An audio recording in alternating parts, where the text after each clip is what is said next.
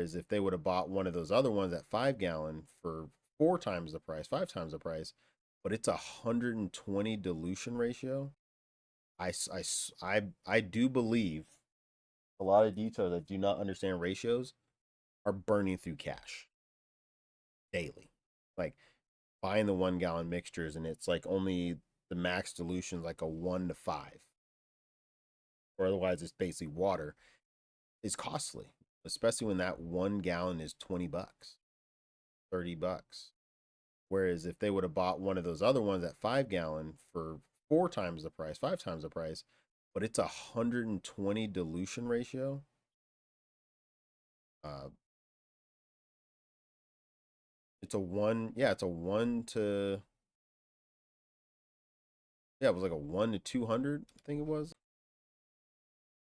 Yeah, 1 to 120 for 120, $172 for 5 gallons.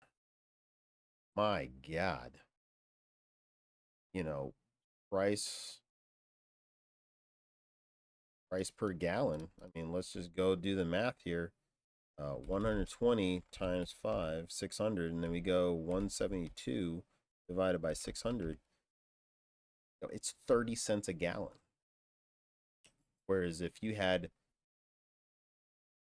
you bought something that was a 1 gallon and it can only go up to 5 gallons, and it was $20. I mean, you got 5 divided by 20, 25 cents, 3 cents, 4 cents cheaper. But when you're having to mix less, yeah, I mean, it's just, and then on top of that, you have to say, is it a good chemical? Are you buying a reputable chemical? Are you buying a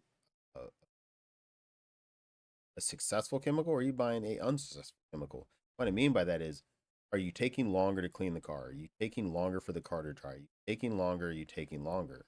These are all big steps to say, are you losing money or making money? You're like, oh, I saved 4 cents here, so you don't know what you're talking about. If I'm cleaning a car in less than 30 minutes and it takes you 45 to an hour, I just outpaced you. I can do 2 exteriors for your one. So there's the math. I always tell people, like, do the math. Yeah, you might save $5 per bottle on the upfront, but in the back end, you're losing $100